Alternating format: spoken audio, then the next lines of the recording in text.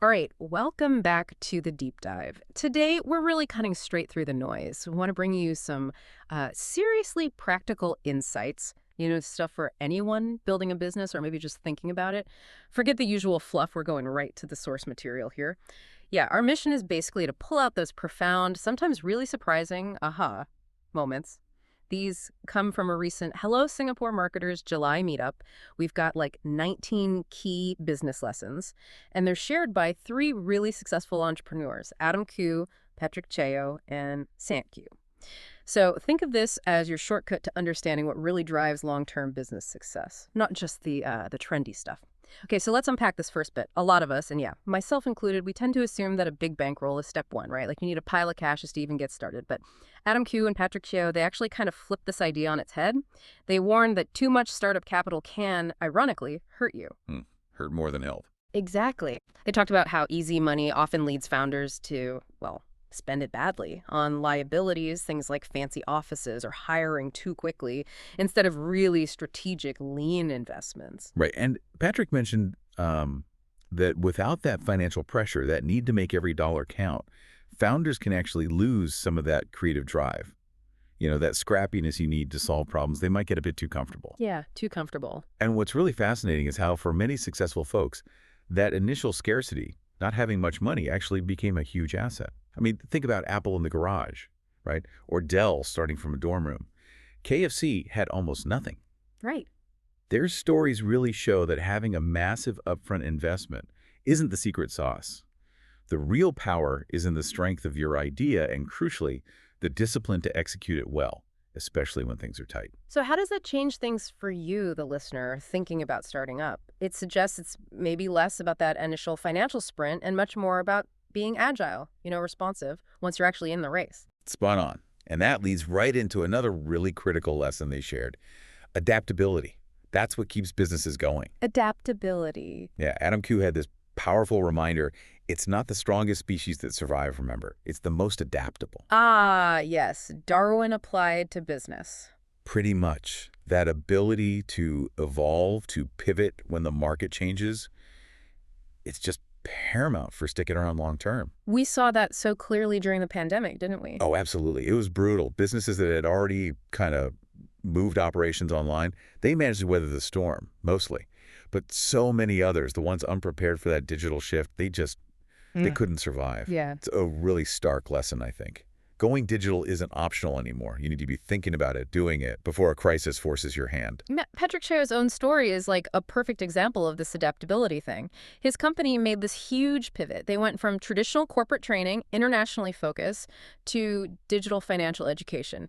And now this new venture, Piranha Profits, makes up, 80% of their business? Yeah, 80%, which is huge. That's incredible. What kind of challenges did that shift involve? It sounds massive. Oh, it absolutely was. And that really speaks to their adaptability, like you said. Yeah. A pivot like that isn't just, changing your website. It's a massive cultural shift, operational changes, everything. Wow.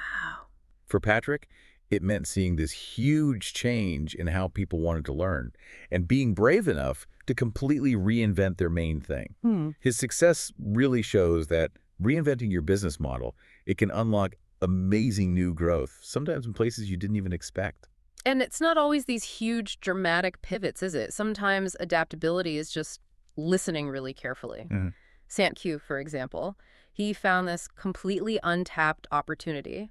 Customers using their probiotic for gut health started saying, hey, this is helping my menopause symptoms. Totally unexpected. Exactly. And that feedback, totally unexpected, like you said, it was pure gold. It completely reshaped their marketing focus, their product positioning. It uncovered this whole new relevant market they hadn't even thought about initially. It's such a powerful reminder that customer feedback isn't just, about keeping people happy. Yeah. It can literally shape your entire strategy. Right. Find new paths for growth. Yeah. Okay, so this is where things get really interesting for me. You've got an idea, you've proven it works, maybe got some traction. How do you make it grow? How do you scale without just drowning in the day-to-day grind? The scaling challenge. Yeah. Adam, too, talks about this a lot, pulling from the E-Myth. It's a classic business book. Foundational, yeah. And the core idea is building systems. robust systems so that you, the founder, can step back and work on the business strategy expansion instead of being constantly stuck in the business doing all the operational stuff. Absolutely. Because if you're the bottleneck for every little decision, every task, your business just hits a ceiling. It can't grow beyond you. Makes sense. And if we connect this to the sort of bigger picture, these lessons aren't just about getting bigger. They're about making sure that growth doesn't just overwhelm you, that you have the structure to actually handle it. Patrick Cheo echoed this too. He observed that as a business scales up, the complexity, the challenges, they just multiply, like exponentially. Right. Early on, maybe you're just worried about sales, but then suddenly you're juggling teams, building infrastructure, creating efficient processes, all at the same time. It sounds exhausting. It can be. Yeah. Which is why those systems are so vital. Now, you mentioned earlier, Patrick brought up that Singapore still has some structural barriers for entrepreneurs, even with the government pushing innovation. How big are those challenges, really? And what does that mean for someone trying to grow, maybe in a similar environment? Yeah, it's a really important point he made. He highlighted that culturally, Singapore still tends to value academic paths, corporate careers, maybe more than striking out on your own. The safe rate? Kinda. So the talent pool might look different for startups, and also the local market itself is relatively small, which can limit how big a business can get if it's purely focused locally, unless it's designed to be global from day one. It's a reminder for you, really, wherever you are listening, to deeply understand your specific market, its culture, its size, its unique hurdles, because those things will fundamentally shape your growth path. Definitely food for thought. Okay, let's shift gears a bit. Let's talk content. So crucial today for reaching people, building trust. Absolutely critical. You might think you need to know all the latest jargon, right? Like all the marketing buzzwords. But Patrick admitted he only learned terms like TAM and SAM much later on his journey. Right, TAM and SAM, total addressable market. That's the whole potential market. Exactly. And serviceable available market, the slice you can realistically reach. Okay. But his point was, he didn't need the fancy terms at first. What mattered was intuitively getting the principles. You know, finding a big enough pond, spotting a gap where people needed something, and then building a solution they actually wanted. The jargon. That came later. That really resonates. It connects to the next lesson, too, about giving real value in your free content. Ah, yes. Adam Khoo's YouTube strategy. It's brilliant, isn't it? He doesn't just tease. He gives substantial educational stuff away for free. Yeah, proper lessons. Which builds massive trust. I mean, people literally commented they learned more from his free videos than from courses they paid for elsewhere. And he proved you don't need a massive budget for it either. Right, totally. He started with just a basic webcam. Yeah. The success wasn't about fancy cameras or perfect lighting. It was the content. Was it clear? Was it useful? So if you're holding back because you think your production needs to be perfect, well, maybe that's your sign to just start sharing what you know. Good point.